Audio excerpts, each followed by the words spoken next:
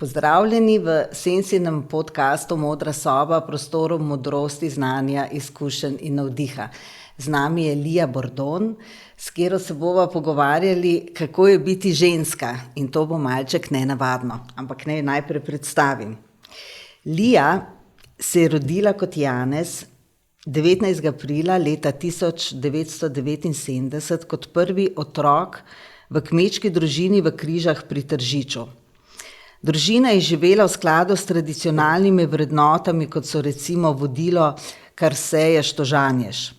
Že od 7. leta se je Janez zavedal, da je drugačen. Spoznanje, da bi se moral roditi kot deklica, je bilo nenaravno, zato ga je potlačil za naslednjih 35 let. Pravi, ko nekaj potlačimo, tisto sicer izgine, a v nas ostane nemir. Po gimnaziji je doštudiral kriminalistiko in opravil magisterij. Bil je novinar na Radiu Slovenija, se ukvarjal z nepremičninskimi projekti za različna podjetja ter vodil gasilsko šolo pri Centru za obveščanje Republike Slovenije. Po 2 izgorelostih pa se je znašel v precepu, kako dalje. Odločil se za študij transpersonalne psihoterapije in se posvetil iskanju odgovorov na temeljna vprašanja, kdo sem, zakaj sem tu, kaj je moj namen. Spoznaval je različne zdravilne, energijske in meditacijske tehnike, se posvetil raziskovanju psihedelikov ter njihovih učinkov na naše psihično in telesno zdravje. Predlani pa je začel tranzicijo v žensko in postal Lija.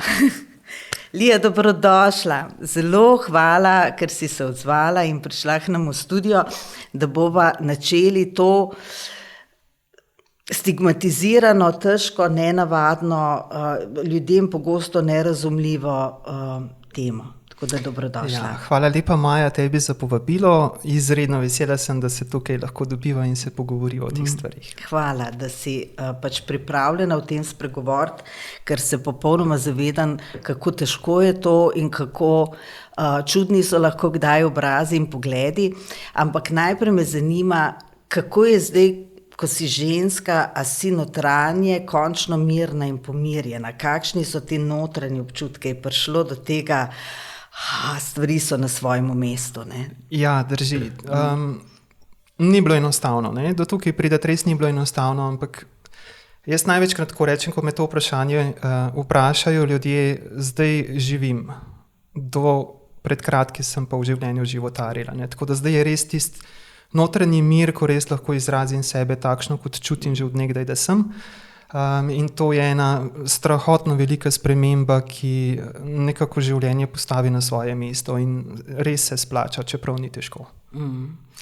Ko si imela 7 let, omenjaš, da je bilo takrat prvič neko spoznanje pri Janezu, da je drugačen, ne? Se pravi, kaj je to bilo? Kaj se je zgodilo?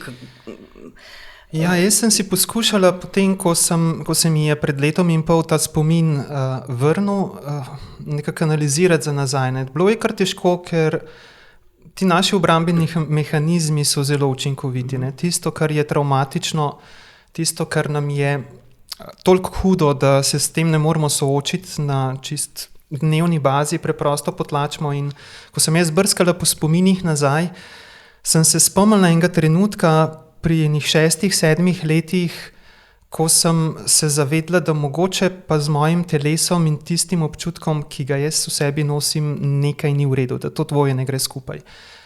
Zanimale so me mamine obleke, mamini čevlji, občudovala sem v bistvu deklice bolj kot dečke, pa ne zato, ker bi mi bile deklice privlačne, ampak preprosto zato, ker so imele nekaj, kar jaz nimam. Se pa treba zavedati, ne, to so bili časi konca, v sredini 80. let, takrat se o transspolnosti ni govorilo, ni bilo Googla, ni bilo interneta, kot družba smo bili dokaj zaprti, pa tudi sicer, ne, svet je bil zelo omejen, običajno pri vaških otrocih se je končal na vaških, mogoče občinskih mejah, za nas iz Tržiča je bil Kranj že kar oddaljen. In seveda jaz do teh informacij nisem mogla priti. Niti nisem vedela, koga naj vprašam, ne, zaradi vzgoje, kakršno sem pač imela. Pa pa je treba poudariti, ne, polna je bila nekih tistih pravih vrednot, ki iz otroka naredijo človeka. Ne. Sem strašansko hvaležna staršem za te vrednote, ki so mi jih dali, vendar pa v teh tradicionalnih vrednotah prostora za takšno drugačnost ni bilo. Ne. In meni se je to zdelo tako nenaravno, da sem sicer na skrivaj nekaj časa preizkušala mamine obleke, mamine čevlje, predvsem takrat v tistih redkih trenutkih, ko sem bila sama doma, ampak se tega nisem znala razložiti.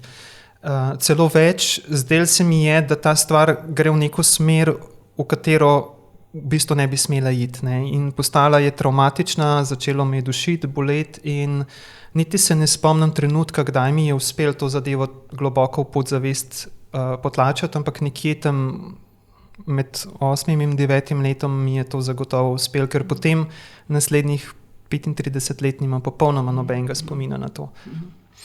Moje vprašanja bojo včasih morda delovala recimo grobo.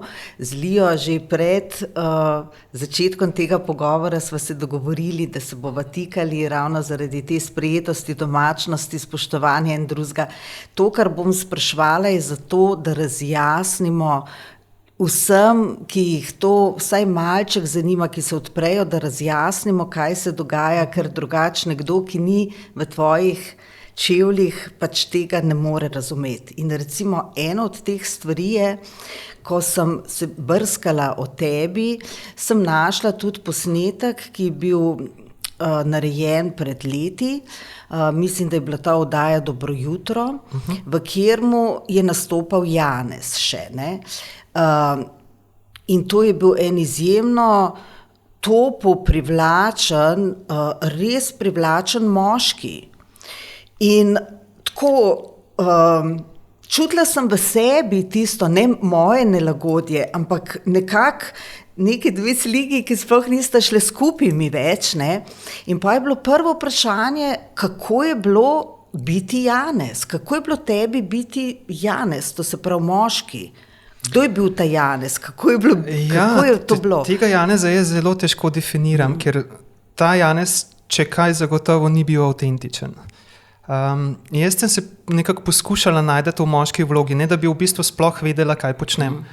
Od takrat naprej, ko sem stvari potlačila v sebi, sem preprosto začela prevzemati vlogo, ki pač moškim pritiče v naši družbi, ne. Zelo zanimivo je to opazovati, ker pa se tega niti ne zavedamo, ne? Kot bi bila vloga spolov tako spojena z našim dojemanjem sveta, kot bi bila naša druga koža. Niti se ne zavedamo, ne? Vse dojemamo skozi nekako vlogo spolov in kaj posameznemu spolu pritiče. Fantke delajo to, punčke nekaj drugega, moški spet nekaj drugega, ženske nekaj drugega. In jaz sem se nekako poskušala v teh konceptih, kaj moški pomeni biti, nekako najdeti. Dokaz, da se nisem mogla najti, je bilo to beganje, ne. Jaz sem počela marsikaj v življenju, predvsem zato, ker sem pač iskala samo sebe. In Janezu je bilo zelo težko, res zelo težko, to je bil nenehen nemir 42 let. Jaz sem poskušala marsikaj narediti, zato toliko različnih študijskih poti, zato toliko različnih kariernih poti. In ta video je nastal nekje tam v letih, mislim, da okrog 2012-2013, ko sem jaz se v okviru svojega podjetja ukvarjala z predvsem bolj takšnimi stvarmi, ki so bili namenjeni neki osebni rasti ali pa duhovni rasti posameznikov. V tistem času sem poskušala v Slovenijo pripeljati Donalda Walsha, avtorja knjige Pogovori z Bogom. Ni ga bilo še do takrat v teh naših koncih. Na koncu se pač ta obisk ni zgodil, ampak ta oddaja je nastala takrat, mislim, da si to gledala. Ja, točno to. Lahko bi bilo pa tudi eno prej, ker smo bili pa z doktorjem Erikom Perlom, ameriškim kiropraktikom, ki je iznašel metodo energijskega zdravljenja Ponovna povezava. Smo bili pa kakšno leto pa pol ali dve prej na Dobro jutro, ravno tako, no. To je bilo eno tako obdobje, v katerem sem jaz poskušala najti odgovore na svoje vprašanja, zakaj v bistvu ne najdem nekega notranjega miru, zakaj ne najdem sebe, kaj naj v bistvu sploh sama sabo naredim, ker za mene ni bilo mesta. Pa ne, da ne bi bila uspešna, vse, česar sem se lotila, vsem sem bila uspešna, ampak v ničemur se nisem našla in v meni je bil konstanten notranji nemir. Zato sem šla tudi študirati potem transpersonalno psihoterapijo, šla tekom študija skozi serijo terapij sama, to pač terapevtom pritiče, to je pač del študija in del te poti. Ampak tam še vedno nisem našla odgovora. Si pa predstavljam, da je pač vse to na nek način kot kamenčki v mozaiku počasi iz nezavednega začelo narivati na površje tiste globoko potlačene občutke. Tako da, če odgovorim z stavkom na tvoje vprašanje, težko. Janezu je bilo izjemno težko. Jaz se nisem dobro počutila v svoji koži. Tako da hvala za kompliment, da je bil Janez videti privlačen, ker jaz same sebe nisem na ta način dojemala. Za mene je bila to neka igra na odru, neke odrske uprizoritve, v kateri se sama nisem znašla in nikakor ne dobro počutila. Ja, kompliment še vedno drži, ne. Privlačen tudi zato, ker pač je žareval neko toplino, neko tenkočutnost, tudi pač neko širino, tudi globine, ne. Očitno se je to odrazilo na obrazu, to neko duhovno iskanje, te neko globje iskanje sebe. Iz tega bi pa zdaj vprašala še eno tako zelo triki vprašanje, kot se reče, tako spolzko. Ti si stopila na to pot, kako bi rekla, globjega raziskovanja smisla, zakaj smo tukaj, kaj je pač naše poslanstvo. Skratka, ta duhovni spekter nekih vprašanj in zdaj na ravni neke dušnosti, nekih duhovnih ravni. To, a si moški ali si ženska, je popolnoma nepomembno, ne. In zdaj, kako za takega iskalca globin in višin postane ali pa je ta spolna identiteta toliko zelo pomembna? Dobro vprašanje. To je res pač iskreno me zanima. Ja, dobro vprašanje in to je bilo tudi prvo vprašanje, ki sem ga jaz sama sebi zastavila, ko se je tistega decembrskega večera leto pa pol nazaj zgodil ta preboj. Jaz sem se pač tekom študija psihoterapije in samih pač terapij, skozi katere sem šla, zelo dobro naučila poslušati samo sebe, ne. In takoj, ko se zgodi nekaj v zavesti in zmoti notranji mir, je bil za mene vedno odgovor v redu, tukaj se nekaj dogaja, treba iti pogledati, kaj je vzadaj. Obrambni mehanizmi so toliko močni, da nas običajno ne spustijo dovolj globoko, da bi našli vzroke svojih težav, ne, oziroma tistih stvari, ki nas motijo. Tako kot je rekel Carl Jung, ne, vse, kar vas moti na drugih ali na vas samih, je del vaše sence. In ti senčni deli so nevidni in nezaznavni, zato se jim pa tudi reče senca. In moja prva stvar je bila, v redu, tukaj nekaj je, grem na terapijo, najprej razčistiti, ali so ti občutki sploh avtentični in je nekaj na njih, kar je primarnega, ali so mogoče posledica nekih zamolčanih travm, kaj s tem, kakšnih izkušenj iz otroštva, zaradi katerih se je nekaj v zavesti prelomilo in zdaj pač rine na površje in se to da mogoče s psihoterapijo rešiti. Šla sem prvi človek, ki je izvedel za to, kaj se v bistvu v meni dogaja, je bil pač moj psihoterapevt. Rabila sem, mislim, da njih pol ure, sedela sem pred njim, pa se poznava že precej časa, ne, skozi marsikaj sva šla, ni bilo razloga, da se mu ne bi mogla odpreti, ampak enostavno meni ni šlo iz ust, kaj v bistvu v sebi čutim. Tako močno so spojene vloge spola v bistvu z neko našo identiteto, ne. No, ampak potem je nekako terapija stekla in bolj, ko sva v bistvu poglabljala, bolj je bilo meni jasno, da tukaj ne gre za neko potlačeno travmo, da tukaj ne gre za neke nerazrešene vzorce iz otroštva, ampak da je dejansko nek prvinski občutek, da tisto, kar bi jaz rada izrazila skozi to telo v tem življenju, preprosto ni v skladu s tem, kar so meni pripisali ob rojstvu. In zdaj, ja, na duhovnem nivoju je v bistvu čisto vseeno. Si moški, si ženska, v resnici duša je brezspolna. Ni pa vseeno, kako se izražaš v življenju, ne? In so bistvene razlike, ne? Razlike med moško in žensko energijo so ogromne. Pa ne govorim o tem, da bi bila moška kaj slabša od ženske ali obratno, preprosto različni sta sti in druga drugo na nek način dopolnjujeta, druga brez druge ne moreta, ta svet ne more obstajati, če ne bi imeli moške in ženske energije. Je pa izraznost teh dveh energij popolnoma drugačna, ne?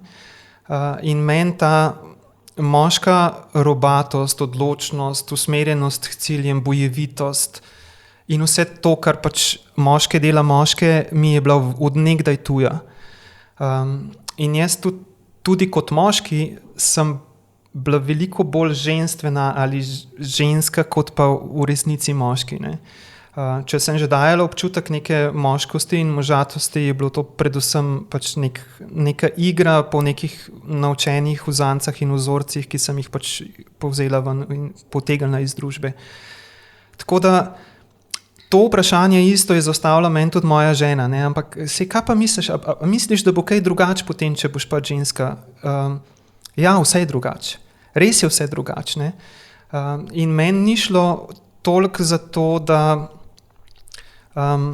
bi se cepila na neke definicije, ne? Ker definicije ženske v resnici ni, oziroma je toliko definicij, kaj ženska je, kolikor je žensk. In kolikor je moških, ker tudi moški imajo svoje definicije v ženskah, ne? Meni je šlo bolj za to, da lahko izrazim sebe, tako kot znotraj sebe čutim, da sem, in tega preprosto nisem mogla početi skozi moško telo, moška oblačila, moški način delovanja. In ja, bistvena razlika je, in zdaj, ko živim kot ženska, to lahko samo še dodatno potrdim. Zelo lepo si to razložila. Ampak kaj bi lahko še dodali mogoče za ljudi, ki se tudi v kakšnih drugih situacijah znajdejo v temu, da, kako bi rekla, da niso popolnoma res to, kar so, ne.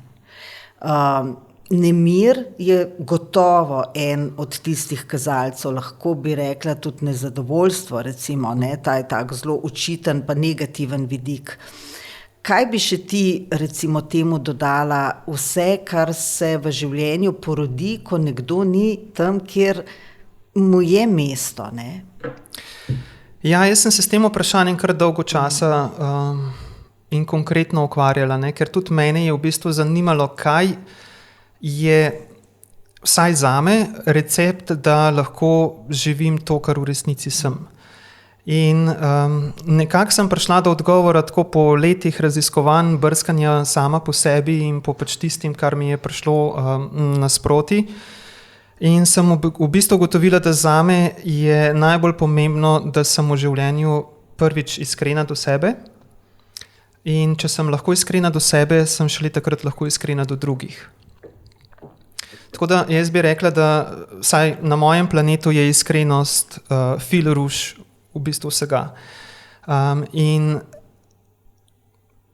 a veš, če nismo iskreni do sebe, ne, potem je vse igra. Pol se pade, ne? Potem vse pade. Ne živimo resnice, ne? Potem nekaj igraš in takoj, ko začneš nekaj igrati, vzadej ni avtentike, vzadej ni energije, ne? Je zaigrano. In kar je zaigrano, troši energijo, ne da jo izžareva, ampak je dobesedno kuri. In to se potem preslika v čisto vse pore življenja. V osebne odnose, v partnerske odnose, odnose z otroci, v službo, v to, kako funkcioniramo nasploh v svetu, ne? In ta nemir, ta notranji konflikt, ker samemu sebi, če predvsem lahko zbežiš, pred samim sabo ne moreš zbežati. In ta notranji konflikt preprosto ne mine, samo krepi se in bolj kot, to je tako kot z lažjo, ne? Bolj kot lažeš, bolj se zapletaš v laž in ko si enkrat popolnoma zapleten v njo, se začnejo domine podirati, ker preprosto več niti se ne spomniš, kaj je bila prvotna laž in nekje padeš, ne? Nekje se zadeve podrejo. in te dobijo na lažje preprosto zato, ker zgodba ni avtentična, nima sosledja in nekje zazeva ena vrzel. Tako je pa z iskrenostjo, ne? Lahko smo neiskreni do sebe dolgo časa, ampak ta neiskrenost se bo preslikala recimo v osebne odnose, pa bomo živeli neko dvojno življenje, eno za javnost, pa za pač tisto, kar imamo doma, drugo pa, ko luči ugasnejo, pa javnosti ni, ne, pa žena ali mož odide. In to se mi zdi bistveno, ne? Če si iskren do sebe, potem začneš početi stvari iznotraj navzven. In ni treba igrati. In ko si iskren do sebe, si brez težav iskren tudi do drugih. Lahko se zgodi seveda, da dobiš odgovor, ki si ga ne želiš slišati, ampak to je pač del življenja. Če nekaj rečeš samo zato, ker si želiš slišati nekaj nazaj, kar pričakuješ, oziroma želiš dobiti nek rezultat, zaradi katerega potem sploh greš v neko manipulacijo sam s sabo in z drugim, je ta zadeva že v osnovi padla, ker nima trdnega temelja, na tem ne moreš čisto nič zgraditi. In tisto, kar bi jaz mogoče, če smem, pa ne rade dajem nasvete ljudem zaradi tega, ker nasvete v resnici čisto nikomur nič ne pomagajo, ampak če bi si že dovolila dati nasvet, bi najprej priporočala ljudem, da se sami s sabo pogovorijo, da so iskreni do sebi, kaj čutijo v sebi, kaj je tisto, kar jim je pristno, kaj je tisto, kar bi radi izrazili, na kakšen način, in potem iskreno to podelijo s tistimi, ki jih imajo okrog sebe, zavedajoč se, da to lahko pomeni tudi, da določeni ljudi iz življenja odidejo, ampak če odidejo, jaz o tem ne vidim nič slabega, ne. Naredi se prostor za druge, ki pridejo in se na to iskrenost potem ujamejo. In življenje se skozi ta proces, ki ni enostaven, je lahko tudi zelo mučen pa destruktiven, ampak po vsaki zimi, ne, ko vse odmre, pride pomlad in vzklije nekaj novega, ne. In na iskrenosti graditi je zelo nagrajujoče, no. Tako da to sva tudi medve z ženo, zdaj zopet smo v nekih definicijah, ne. Ja. Prej sva bili mož in žena, zdaj sva žena in žena. To je bil en ključen moment, no, da so medve sploh lahko ostale skupaj. Da so se na eni točki dogovorila, da bova prvič iskrena vsaka do sebe in potem iskrena tudi druga do druge. Brez tega jaz mislim, da ne gre, ne. No, to je seveda gotovo bilo eno od vprašanj, ki je najbolj ključno in tudi najtežje za tiste, ki se soočajo s temi stvarmi, je seveda reakcija bližnjih, ne. Zdi se mi, da je to nepredstavljiv pritisk za nekoga, predno spregovori, ne. Ta neverjetni strah, groza, stiska, kako bojo najbližje reagirali, ker če si izločen, je že v živalskem kraljestvu to tako, da je skoraj kot da si mrtev, ne, pač trop. Mi smo seveda bitja tropov, ne, in ta strah, kako bojo najbližji to sprejeli, to mi je nepredstavljivo, kako grozen strah mora to biti. Kako je bilo tebi in seveda, če lahko podeliš mogoče reakcije bližnjih prijateljev na to, ko si pač povedala, kaj se dogaja. Ja, to je res. To je bil mogoče za mene na začetku res najtežji moment.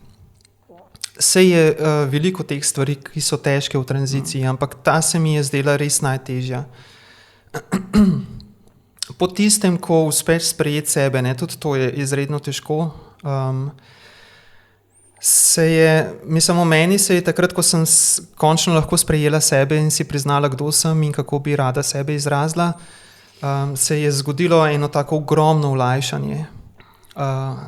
Kot bi odvrgla neko breme, neke zaigrane vloge po 40 letih in počutila sem se lahko kot peresce. Živo. Ampak naslednji trenutek, ki se je zgodil, je bila pa smrtna groza, o moj bog, kaj pa zdaj, ne? Jaz imam 42 let zgodovine za sabo. Tukaj so ljudje, ki jih imam ob sebi kot družino, ljudje, s katerim poslovno sodelujem, prijatelji. Sploh se nisem znala zamisliti, kako naj zdaj jaz to zadevo speljem, da ne bom tako kot si rekla, ostala kar naenkrat izločena in ne bo nikogar več, ker sam pač ne preživiš. Nemogoče je. Mi smo socialna bitja in sami ne moremo preživeti. In to me je čist podarilo. To bi vsazga. Naslednja serija terapije je bila v bistvu namenjena temu, da sem zbrala pogum, da sem se lahko odprla in moj plan je bil pač tak, da začnem pri tistih, seveda, ki so mi najbližji, tvegajoč, da se mi zgodi, kar se zgodi 99% transspolnih, da izgubijo pač vse. Ker to, da sva midva s Saro še vedno skupaj in imava družino, je ena velika izjema, res. Iz takšnega primera v Sloveniji ne poznam, tudi v tujini jih nekaj poznam, ampak to je res majhen odstotek. Tako da težko je bilo, res je bilo težko. Najprej sem se razkrila seveda ženi Sari, potem otrokoma in staršem, ker so me moji trije sprejeli z v bistvu odprtim srcem, je bilo bistveno lažje narediti naslednji, najti za mene izredno težak korak razkriti se staršem. Tam stvari niso šle tako lepo, ne, moji starši žal še vedno tega ne morejo sprejeti in to me je kar potrl, moram priznati, čeprav sem skozi psihoterapijo pa vse te, nekaj najprej razčistiš pač družinske odnose, ne, s tem se v bistvu začne vsaka psihoterapija, odnos do mame in do očeta. A lahko tukaj nekaj dodamo oziroma vprašam? Legija na en način, ne, razumem tudi njih, ne. Ja, absolutno. Naprimer, se gotovo ti tudi, ne, ampak razumem tudi nekega starša, ki ima nekega Janeza in potem ta Janez zgine. Umre v bistvu. Ne, pač oni morajo jeti skozi ta globok proces žalovanja za nekom, ki ga ni več. Mislim, to so... Težko je, ne? Sploh nimam besed, ne? Za starše se mi zdi toliko bolj, ne? Ja. Pač za vse ostale, prijatelj je malo bolj fleksibilen, ne? Vsi ostali se mi, ampak neka mama pa oče, ne? Je pa to za njiju hudo narediti v njiju dveh to notranjo tranzicijo, da sta zgubila enega človeka in je zdaj nekdo pred njima, ki ga sploh ne poznata, tako nekako, ne? Ja. Mogoče rabijo čas, mogoče rabijo pač, recimo jih razumemo, da imajo to stisko, ne? Absolutno. Mislim, jaz razumem vse, ki mi ne morejo sprejeti, ne? Ker pač razumem, da so koncepti, ki jih seboj nosimo, pa definicije tako globoko v nas zasidrane, da je enostavno težko čez njih iti. Res se je treba ukvarjati samim seboj, da greš lahko onkraj definicij in da namesto pike začneš v življenju postavljati vprašaj. Odvisno je, koliko pač posameznik verjetno tudi dela na sebi, je pa res, da vsak reagira drugače, ne. Jaz poznam starše, kar nekaj primerov, kjer nimajo teh problemov, ne. Tudi moja žena jih recimo ni imela, ne. Meni je rekla, glej, jaz te imam rada kot človeka, to, kar nosiš s sabo v sebi, ne, in to niti ni toliko pomembno, v kakšni embalaži to v bistvu je. Razumem pa, da je nekaterim to težko sprejeti, ne, tako da jaz svojih staršev nikakor ne obsojam, razumem jih, hudo mi je zaradi tega, ker vem, da ona dva morda še vedno najbolj od vseh trpita, ne. Ker sta v nekem procesu, skozi katerega bosta pač mogla iti sama, nihče jima pri tem ne more pomagati. Vsak se mora s svojimi dvomi, demoni in notranjimi konflikti soočiti sam, dejansko ti nihče ne more tega razrešiti. Tako da je tukaj v meni veliko sočutje tudi do njiju. Je pa res, da spoštujem njuno voljo in se v ta proces pač ne vmešavam, ne puščam času čas, če bo, ko bo, bo že ta prav trenutek prišel, ko se bomo lahko v bistvu pogovorili. Če bo, mislim, upimo, želimo, naj prevlada tisto, kar je ljubeče v človeku, ker samo to nam da ta motor, gorivo, da zmoremo biti toliko široki, da zaobjememo z ljubeznijo vse, kar je, ne. Pač, tukaj je na preizkušnji ta fama brezpogojne ljubezni, ne. Pač. In to brezpogojna ljubezen, vsi se toliko radi v njej pogovarjamo, ampak ko smo sami na preizkušnji, takrat šele vidimo, zdaj, kaj ta brezpogojna ljubezen v resnici lahko pomeni in koliko težko je to brezpogojno ljubezen živeti. Res je. Kaj pa prijatelji, recimo tisti, ki so z Janezom žogo brcali, ali pa ne vem, tvoji prijatelji, gasilci, ki so verjetno taki krepki moški, ne? In so izgubili svojega kompanjona in je neka zelo privlačna ženska. Ja, to je bila zanimiva, ne, in težka zgodba, vsaj zame. Jaz sem pač živela v vasi, v kateri sem bila od rojstva, ne? Tako da vse, kar praktično zelo velik del socialne mreže je bil zelo lokalen. In ko sem se razkrivala, kot rečeno, sem naredila zelo konkreten plan. No, jaz nič nisem prepuščala v tranziciji naključjem, ker prav zares pri tako kataklizmičnem dogodku, ki ima lahko res katastrofalne posledice, si pač tega jaz nisem upala privoščiti. Tako da moj plan je bil najprej začeti s tistimi, za katere sem nekako čutila, da bodo sprejeli to z odprtimi rokami. Na srečo mene intuitiven občutek zelo redko vara, tako da sem izbrala nekako pravo zaporedje in sem začela pač po ženi, otrocih pa starših, z krogom najbližjih, najožjih prijateljev. Zelo težko mi je bilo. No, prvih 10 razkritij mi je bilo vsako posebej, kot bi si vrgla bombo v življenje. Ne. Tako, res sem mogla zbrati enormne količine energije, enormne količine poguma, trajalo je, ne. Tako, to ni bilo tako, kot se zdaj mi dve pogovarjava, ko je bilo pač neko tok besed teče nekako neovirano, to je bilo, res so bili knedli, ki jih je bilo treba najprej prežvečati, pogoltniti in potem nekako izustati tisto, kar si imel namen povedati.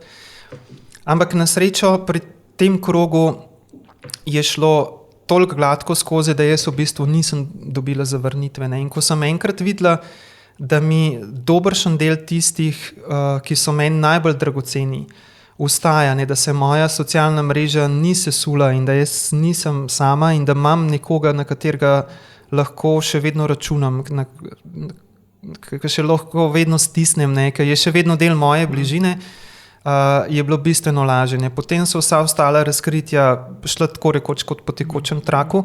Vmes seveda je bilo nekaj takih, ki tega niso mogli sprejeti.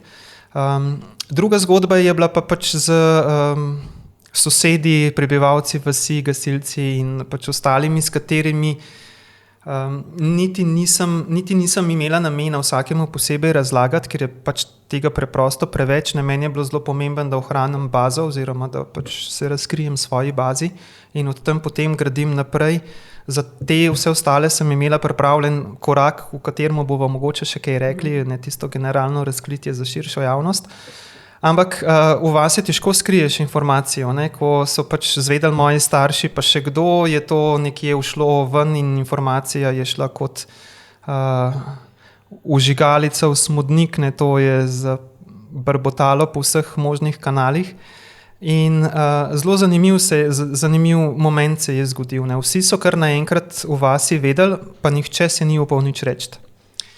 Jaz sem sam ves čas imela občutek, da imam na sebi tisoče in tisoče oči in pogledov in obrekovan za hrbtom. Zelo so se me dotaknile, pa me ranile na nek način zgodbe, ki sem jih slišala, ker nekaj časa sem bila glavna atrakcija na vseh rojstnodnevnih zabavah in drugih dogodkih. In to me je kar potrl, moram priznati. Meso na kosti, ki jo gledajo. Ja, pač nek dogodek se je zgodil, ne, dogodek v mestu Gogi. Pač nekaj se je zgodil, kar je tako nenavadno in to je bila pač tema vseh pogovorov. Tudi pogostokrat pač neslanih šal, ki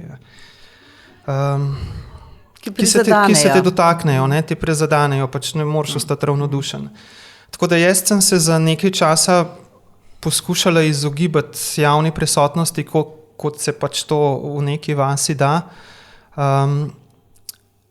In sem naredila prav, no. V enih 4-5 mesecih se je ta fama okrog mene nekako polegla, ne. Ljudje so v bistvu ugotovili, da ima vsak svojih problemov čisto dovolj, da se z nekim Janezom, ki se mu je zmešal in se oblačil v babo, to zdaj pač slikovito malo risujem tisto, kar se je načeloma govoril po vasi, so se s tem nehali ukvarjati in pri večini teh je očitno pač prevladalo tisto, kar so v Janezu pač prepoznavali in videli prej. Ne. Jaz sem bila ves čas, sem skušala biti družbeno aktivna in upeta. Ne. Meni je ta čut za sočloveka izredno dragocen, zato sem bila v gasilstvu skoraj da 35 let, od tega 20 let aktivno v operativnem delovanju, ne, bila na številnih intervencijah kot vodja. Tik pred tranzicijo, oziroma ko sem bila že v tranziciji, pa pri meni v službi na upravi za zaščito reševanje, tega še niti niso vedeli, sem peljala celo eno odpravo na mednarodno misijo v Severno Makedonijo pred enim letom, ne, če se spomniš, ko smo takrat mednarodno pomoč poslali Severnim Makedoncem. Meni je to na nek način, to je bila na nek način edina stvar, ki mi je v vsem tistem igranju neke moške vloge zapolnjevala srce, da mi je dajala nek smisel. In moram priznati, da po teh 5 mesecih je pri večini pač prevladalo to, ne, tisto, kar so v meni mene poznali kot osebo, niti ne ni bilo pol na koncu več pomembno, kako izgledam. Tako da jaz sem uspela celo se od svojih gasilcev v svoji domači vasi posloviti z enim poslovilnim dogodkom, tako da z kar dobršnim delom teh ostajam v bistvu v stikih. Je pa res, da je bilo pa nekaj takih med njimi, ki preprosto niso mogli tega sprejeti. S tistimi smo pa pač stike prekinali. Ne. Kaj pa potem korak od tega, recimo posamezniki, neko tvoje intimno, privatno okolje, pa ta korak, da gre to v javnost, ne? Pač da stopiš v ta bolj javen prostor. Zakaj si se za to odločila, kako si to storila? Ja, jaz sem že vedela, ko sem pač razčistila razmerja s tistimi, ki so mi bili dragoceni, da bo pač nekaj treba narediti na čist generalnem nivoju. Preprost mi je na neki točki ratalo odveč, vedno znova ponavljati vedno isto zgodbo, odgovarjati vedno na ista vprašanja, ker je zelo zanimivo, ne, vsi imajo ista vprašanja, ko so prihajali do mene. Ne. Jih je nabor enih par deset in vedno znova ponavljati vedno isto zgodbo, sem se na koncu počutila, kot da sem zataknjena plošča na gramofonu. Povej par njih teh najbolj tipičnih vprašanj, ki ljudi mučijo. Ja, pa se jih ti zastavljaš tudi zdaj, no, ne? Torej To so ta vprašanja, ne? Pač čisto življenjska vprašanja, kako zdaj to, kako pa to, pa kdaj si pa začutila, pa kako se pa to, kako si pa zdaj, a pa je kaj drugače. Kako ste pa ženo, pa z otroci. Največkrat je bilo, če ni bilo prvo, je bilo pa drugo vprašanje. Kako je pa Sara pa otroci? Na koncu mi je že zdelo, kot da sem nek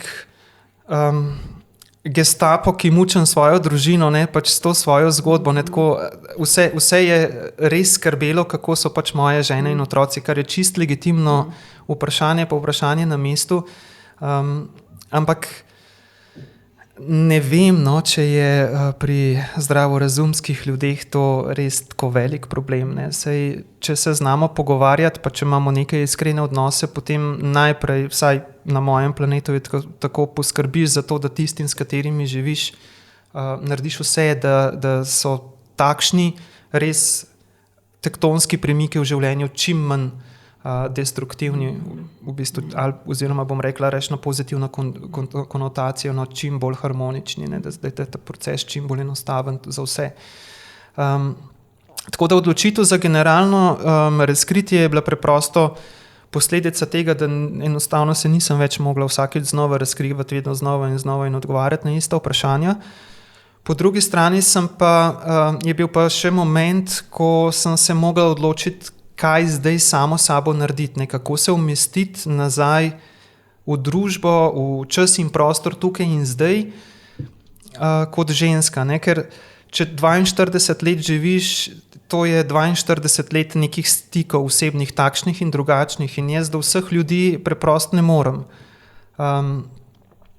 In sem razmišljala, kako zdaj vse naenkrat obvestiti, ker zelo zoprna situacija je, ne, če te nekdo, ki te ni videl 10 let in ne ve, kaj se je s tabo vmes zgodil, pokliče, pa se ti že globoko v tem, da živiš življenje, lije, on pa išče Janeza, ne, kaj zdaj, kako naj sploh komunikacijo čez spraviš čez tak telefonski klic. To so ena taka čist banalna vprašanja, ampak za mene zelo konkretna in zelo živa, ne, ker je bilo pač to treba nekako razjasniti in samo sabo se nekako zmeniti in to logistiko urediti na tak način, da je tudi meni bilo čim lažje. In sem vedela, da bom pač to naredila tako, da bom šla preko družbenih medijev. Na srečo jih imamo, za ta del so pa v bistvu zelo dobri, kolikor imajo zraven še nekega balasta, ki je škodljiv. In sem vedela, da bom naredila pač eno generalno razkritje na Facebooku, pa potem še na Twitterju, ne. Pa se kar nisem mogla lotiti, ne, tako nekako se mi je zdelo, da ni ta prav trenutek, pa da ne gre, pa kaj naj zdaj, pa kako naj to, pa strah me je bilo, kakšen bo odziv.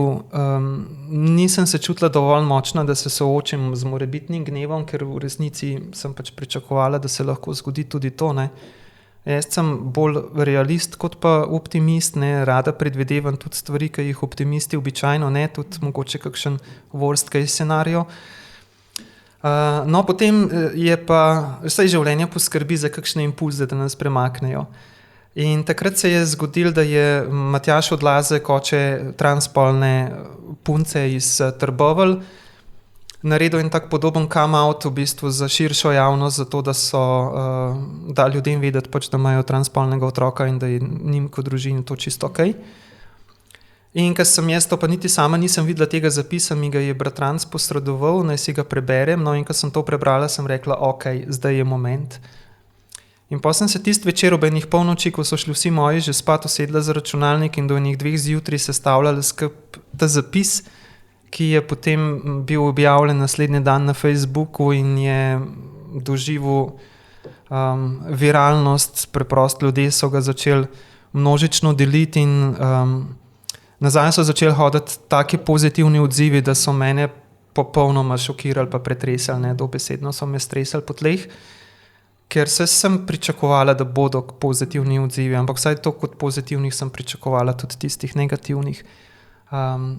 In jih ni bilo negativnih, ne, tako na prste ene roke, mogoče bi jih lahko preštela. Tako da to mi je potem dalo vedeti, da ja, odločitev je bila pravilna.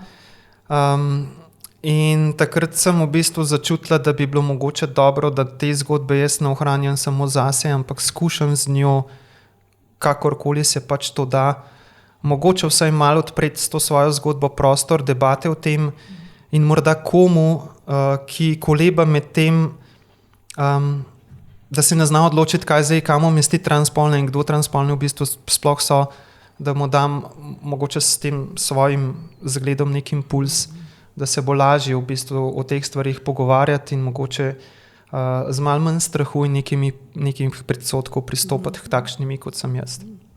Zdaj te transpolne osebe, to ni tako, da bi bili toliko redke cvetke, da bi bilo par, ne, ampak je nek določen procent na populacijo in glede na tisti procent je ocena, da recimo med vsemi prebivalci Slovenije naj bi bilo, to so seveda statistične ocene, naj bi bilo 10.000 plus minus, ne, transpolnih oseb, to se pravi, to je kar precejšno število.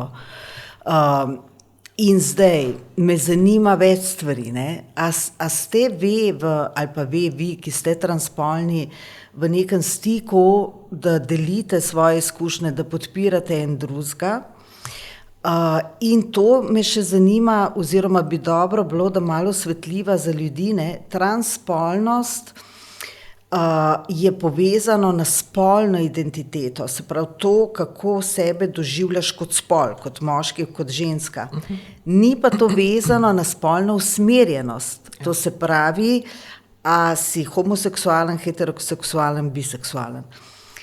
Ta svet mi prav malček razjasnjen tudi zato, da bo ljudem lažje to slediti, navigirati skozi te teme, termine. Lahko, ampak že vnaprej pač dajem vedeti, da to so nekako moji pogledi in moje razumevanje. Ne. Ni nujno, da se pač s tem, kar bom jaz povedala, strinjajo vsi transspolni, ali pa tako ali drugače spolno usmerjeni, ker lahko je pač pri komu tudi kaj drugače. Ne. Se pravi, te družbene definicije, mogoče preden odgovorim na tvoje vprašanje, bi rekla to, ne. Jaz sem eno tako veliko darilo te tranzicije, ki je bilo seveda mučno za prežvečiti in za doumeti, ampak veliko darilo je bilo, da sem jaz sama pri sebi v bistvu ugotovila, da definicije so bolj tisto, kar nas omejuje, kot pa tisto, kar nam pomaga. Imamo jih zato, da se lahko med sabo sploh pogovarjamo, ne? Zato, da imamo pač nek kontekst in nek red, v katerem lahko funkcioniramo. Ampak prav zares pa v takih trenutkih, ko se zgodi nekaj, kar iz teh definicij zaštrli ven, so pa v bistvu izredno obremenjujoče. Ne? In če kaj, so se meni skozi postopek tranzicije in pač to življenje, ki ga zdaj živim, porušile vse definicije. Ne? Ker niti ni nobenega, še sama sebi ne znam čisto točno govoriti, v katero škatlico naj se pač zdaj dam. Ne? Ženska bojda nisem, zato ker imam moške kromosome, moški pa tudi ne, zato ker ne izgledam več kot moški in živim kot ženska. Torej, kaj sem? Kam sodim? Ne, in to se lahko zdaj navežemo na to spolno identiteto. Ne. Jaz pač sebe doživljam kot žensko. Rada bi se izrazila kot ženska. In tega pač ne morem početi, saj jaz ne, v moškem telesu in na moški način. In to, kako se jaz počutim, nima nobene veze s tem, kdo je meni privlačen. Ne. In tukaj prideva pa potem do spolne usmerjenosti.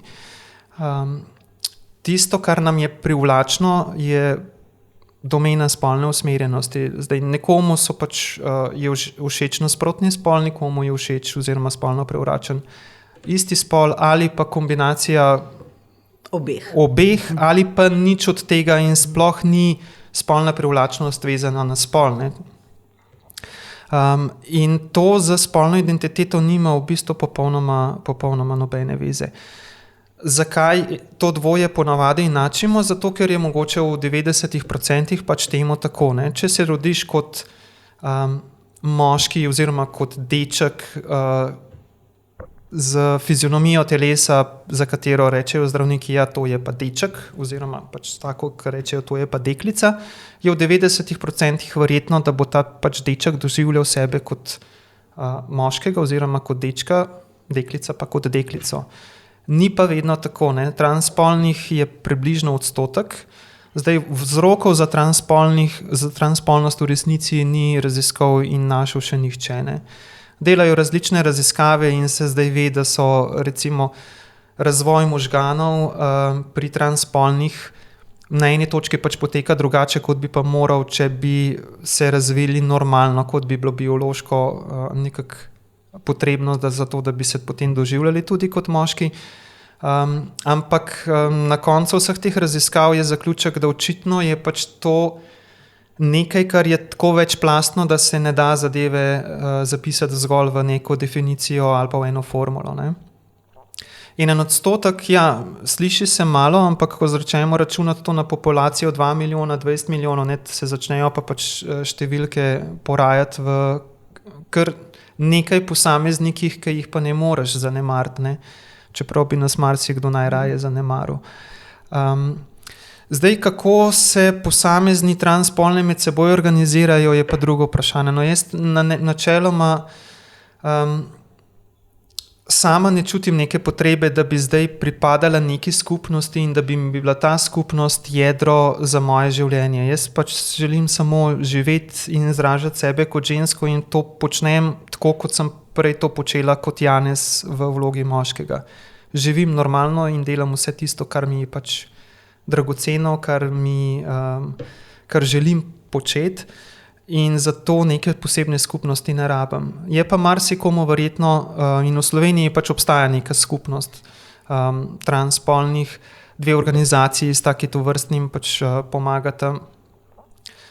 Jaz moram priznati, da v nobeni nisem dejavna ali v njo vključena, ker ne čutim preprosto te potrebe. No, jaz pač sem Lija in živim kot Lija in niti se ne ukvarjam s tem, da sem bila nekoč Janez, pač Tako kot se Maja verjetno ne ukvarja s tem, da je Maja. Pač Maja živi svoje življenje in to je to. Ne?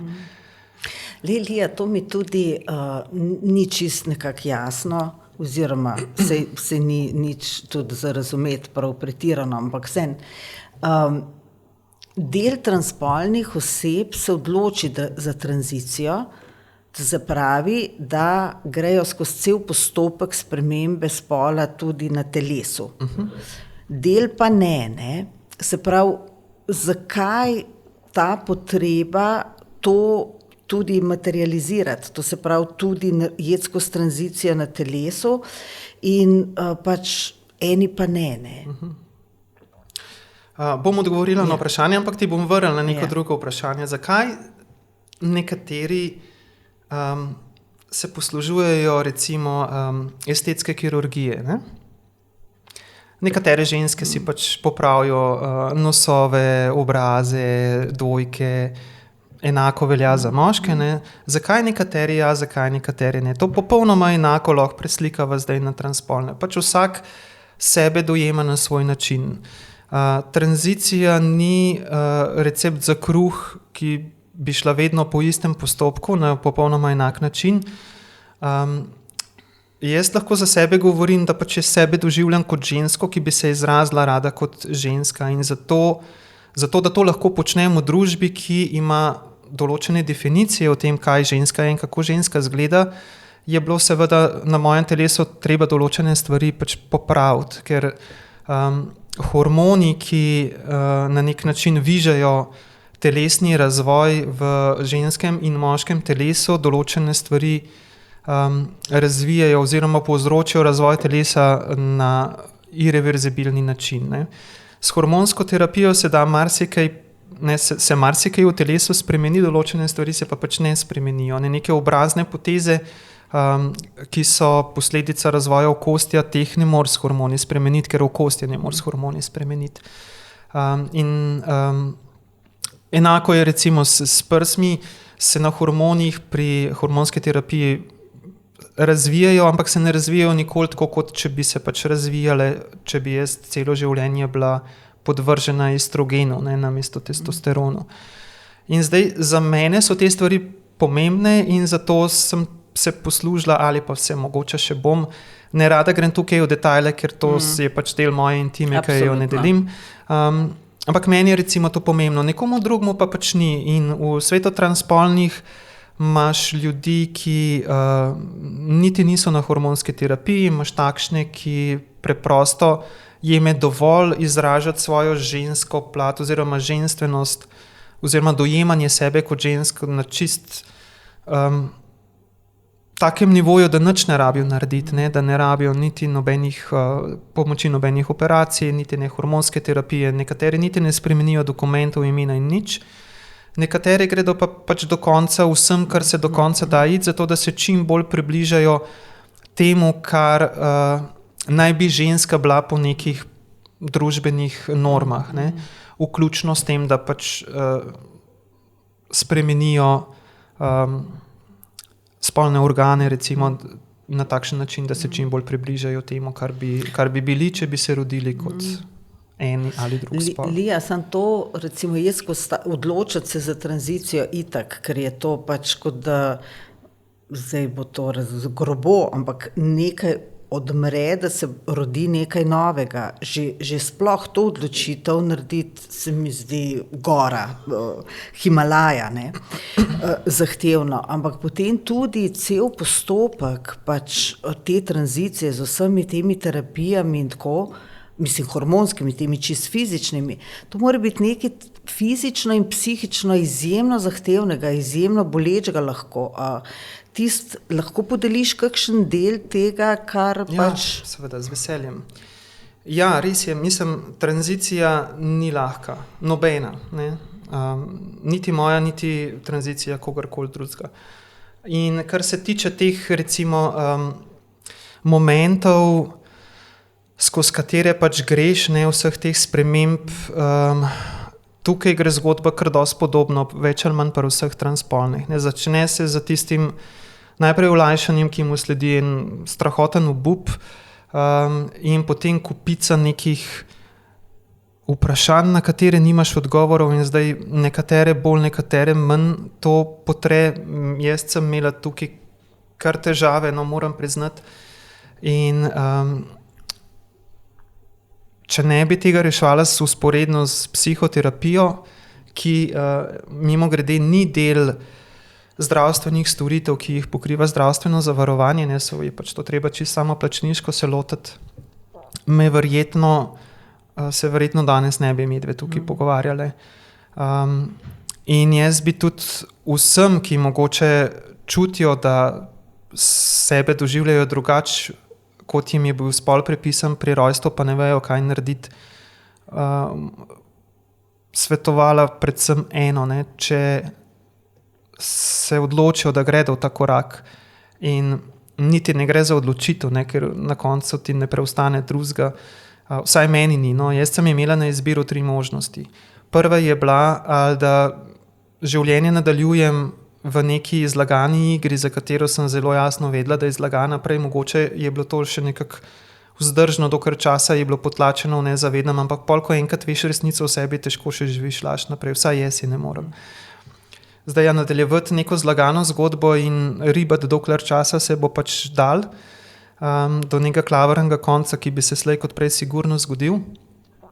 Ali druga opcija, da si vzamem življenje, pa se tega nisem mogla narediti, zato ker sem skozi ves proces te neke osebnostne in duhovne rasti prišla do nekih globokih spoznanj, da s samomorom ne rešiš nič, ker če telo ubiješ tisto, kar v tem telesu živi in se zdaj pogovarja, recimo s tabo tega ubiti ne moreš, torej ne rešiš niti ne konflikta, ne, samo malo umakneš se. Umakneš v bistvu telo, ampak pa z unim se pa še vedno nekaj v konfliktu dogaja, ne, torej nič ne rešiš in mi je bila ta opcija absolutno, kakorkoli sem si jo 1000-krat vmes želela in sem bila že čisto na tem, da naredim neko traparijo, mi na srečo vedno prevladal ta moment spoznanja, da nič ne bom s tem rešila. In pa tretja opcija, da se preprosto spustim v to, ne vedoč, kaj mi prinaša, z vsem zavedanjem, da lahko porušim v bistvu čisto vse, kar sem mukoma 42 let gradila. Tako da v bistvu ta izbira na koncu niti ni izbira, ali greš noter pa preživiš, ali pa pač ne greš in te nekje vmes pobere. Lahko te pobere tudi vmes, ko se že spustiš noter. Tako da res ni enostavno, no, mučno je na čisto vseh nivojih, ne, in na čustvenem, in na telesnem, in na mentalnem, in na pač čisto življenjskem, ker je pač se treba soočiti z življenjem, na eni strani življenjem samem, na drugi strani pa s tranzicijo, ki je zapleten in mučen postopek, za meni se je na momente zdela kot inkvizicija, ne, ko se je bilo treba vedno znova dokazovati, da so tvoji občutki dejansko pristni, da to, kar govoriš, je res, da ni zdaj, da skušaš tukaj neki ne vem kaj, iz neke modne muhe ali pa kaj jaz vem česa, ustvariti neko zgodbo, ki z realnostjo nima nobene veze. In je težko, no, in edina stvar, ki človeka nekako drži skupaj, je to, da vse te, so to težo bremen, ki ti padejo na ramena, da sproti pucaš pač s tem, da se ukvarjaš s sabo in s svojimi odzivi na te zunanje impulze, in jaz bi res vsem priporočila, da če kaj, ne imajo res ob sebi dobrega psihoterapevta, ki jim pomaga ustati nekje pri pameti, ne, da se ti vmes ne zmeša. To vsekakor. In to je tudi recimo ena zadeva, ki jo nismo imeli pred recimo 20 leti, ne, v 80-ih, v 90-ih celo, ne, pač, da bi lahko se zatekel k nekom, ki bi ti držal oporo, s katerim bi lahko razčistil stvari, ki te tarejo, ne. Tako da tukaj se mi zdi, kot družba je ta bistven premik, da sploh lahko se soočimo s temi najbolj grobimi, težkimi, sivimi, črnimi, ne vem kakimi stvarmi, ne, in da jih zmoremo prežuljiti, predelati, zato ker to ni nekaj, recimo dostikrat ljudje rečejo, ja, saj imamo prijatelje, prijateljice, ne. Družina in prijatelji so zato, vsaj kar se mene tiče, da se imamo luštno, ne, niso oni zato, da bojo najtežje najtežja bremena, ki mene težijo, oni razčiščevali. Oni imajo sami sabo dosti dela, ne? Mislim, vsak ima sabo nek del, ne? Ampak tudi niso zato v naših življenjih, da bomo mi na njih bremena odlagali in tudi niso strokovno usposobljeni za to. Je to res velika teža za bližnjega, ne? Veliko breme, da se mu naloži nekaj, kar je zapleteno in on ne zmore strokovno to obdelati, ne? Tako da meni, da smo odprti in delimo in tudi bližnji se bojo vedno odzvali, ne pa da z njimi razčiščujemo na take načine te težke stvari, ne? Absolutno, ne, mislim, partnerji ali bližnji ne bi smeli biti, niso naši terapevti, ne. Jaz sem zelo vesela, da smo v teh letih pač uspeli ta premik narediti, da nekdo, ki hodi na psihoterapijo, saj še vedno malo je, no, ampak ni več toliko stigmatizacije na tem. Jaz bi psihoterapijo sicer vsakemu priporočala, ne, ker če se sam sabo ne ukvarjaš, kdo se bo. In vsak od nas je bil pač rojen v neko družino, ne, in vsak od nas je pobral v tej družini neke vzorce. In ti vzorci so programi, ki iz nezavednega delujejo, bodisi zato, ker smo pač takrat imeli neko travmatično izkušnjo, ki je nismo kot otroci zmogli predelati in se v zavesti pač prelomi, se skrije v podzavest zato, da sploh lahko preživimo. To je čisti obrambni mehanizem. Problem tega obrambnega mehanizma je, da se je ta program zapisal v podzavest in zdaj vsakič, ko se nam v življenju tudi pri 40, 50, 60, če tega ne prepucamo in ne ozavestimo in ne spustimo, se nam bo ob podobnih okoliščinah, ki nosijo podobne triggerje seboj, zgodil popolnoma enak odziv. Torej smo odrasli, ki funkcioniramo v bistvu zelo pootroško, ne? Ja, z obrambnimi mehanizmi, ki smo jih kot otroci vzpostavili, da smo se pač obranili nekih. In tega kot odrasli ne rabimo, ne? In se splača te zadeve spustiti. Zakaj? Zaradi tega, ker življenje lata lažje, lepše. Več je energije za nas in več energije za tiste, s katerimi živimo. Predvsem pa teh vzorcev ne prenašamo na svoje otroke, ker sicer jih pa damo naprej, ne? In če želiš imeti nek pristan in iskren odnos do sebe in takšen odnos v bistvu imeti tudi v svojem domačem okolju in to predati naprej, potem jaz pravim, da edini smisel v življenju je delati na sebi. Prav zares. Ker več kot na sebi narediš, lepše in lažje živiš in manj nekih bremen preteklosti, ki jih vlečeš iz bog ved katere generacije po družinski liniji, teh vzorcev daš naprej svojim otrokom. In za svoje otroke narediš lahko največ, če v bistvu sebi pomagaš. Absolutno. In več kot imaš ljubezni, več je lahko daš. Ja, ne? absolutno. Recimo, če že ne druska, ne? Mislim, lačen ga težko nahrani. Ja. Lija, to me še zanima, mogoče, da greva proti zaključku tega najinega pogovora. Ko se je rojevala ta neka Lija, ne, a so se tudi sprostile, kako bi rekla, sprostila pot, da je lahko Lija izrazila neka nova zanimanja, neke nove interese, ne. Se pravi, to nekdanje beganje Janeza iz karierno, mislim, iz ene poti na drugo, na tretjo, ne, tako. A se je to zdaj umirilo, a je Lija dobila prostor, v kateremu se nekako oblikuje, kaj bi pa ona, kako bi delovala, kaj bi počela. Ker to, da si doma obkrožen z bližnjimi, ki te imajo radi, za nobenega ni dovolj. Rabi biti aktiven, rabi biti družbeno koristen, rabi delovati, ne. Se pravi, to je tudi eno zelo pomembno polje, ki ga bo mogla Lija izčistiti. A se že kaj nakazuje? Ja, zdaj, ta proces še teče, ne. Mislim, jaz sem uradno pravno formalno tranzicijo zaključila 4.7. letos. Ne? To se pravi, koliko je zdaj to, 2 meseca nazaj. To pomeni kaj? To pomeni, da sem v bistvu šla skozi formalni postopek, skozi katerega je treba iti, da lahko spremeniš dokumente, da lahko recimo si na hormonski terapiji, si lahko pomagaš recimo z estetskimi operacijami, ker za vse to ne moreš kar iti sam in reči, lejte, jaz bi pa zdaj spremenila dokumente, čutim se žensko, rada bi bila Lija, ne gre, ne.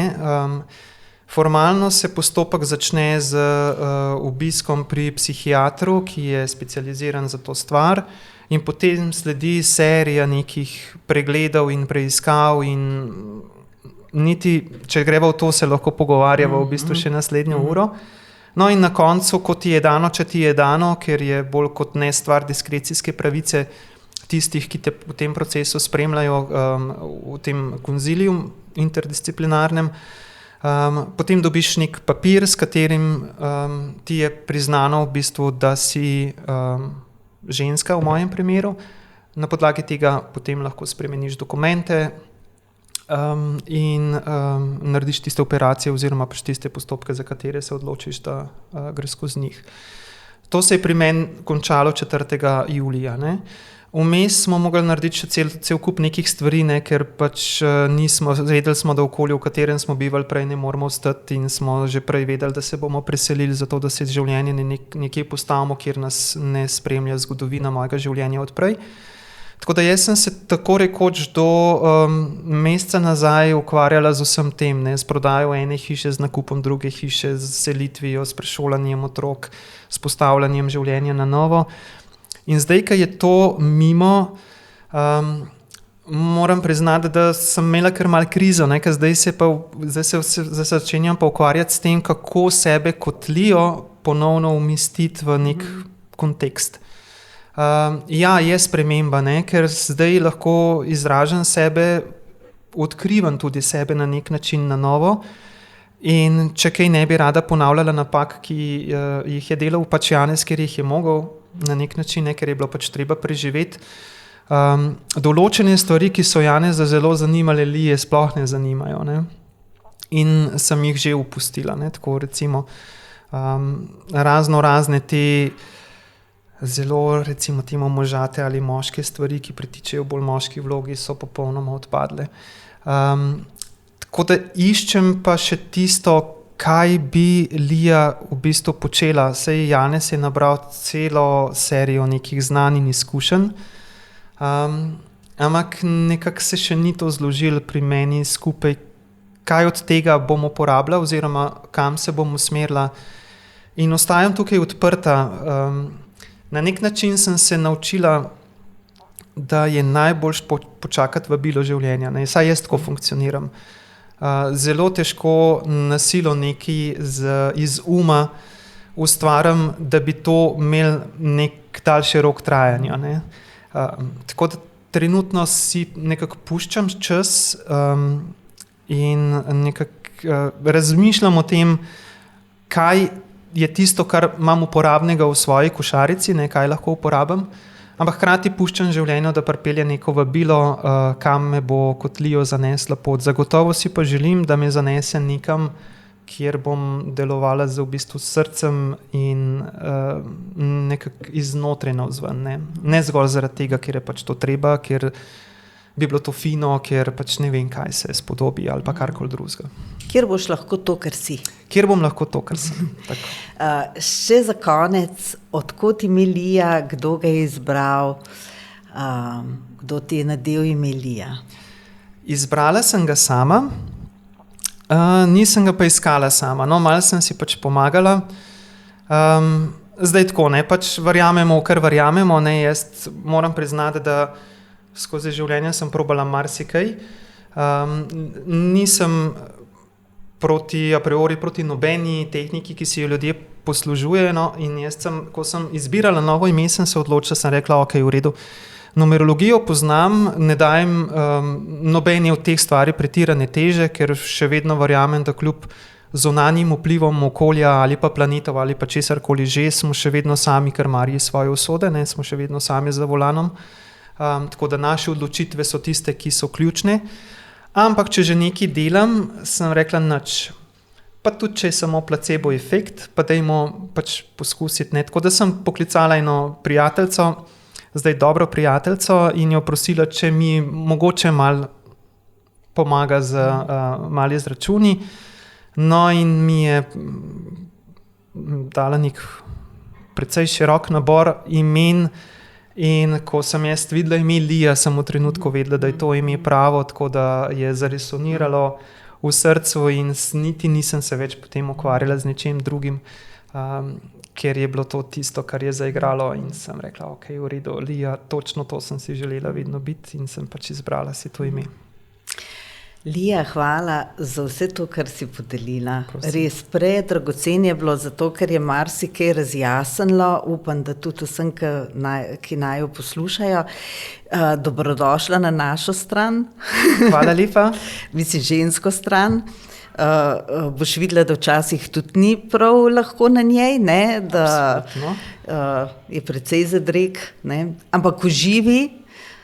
In želim ti vse dobro in seveda, da vse tisto, kar še stoji kot prepreke na tej poti ali pa tiste stvari, orehi, ki še niso strti, da se nekako strejo, da stečejo stvari in da pač najdeš tisti mir in tisto sebe, ki čutiš, da si.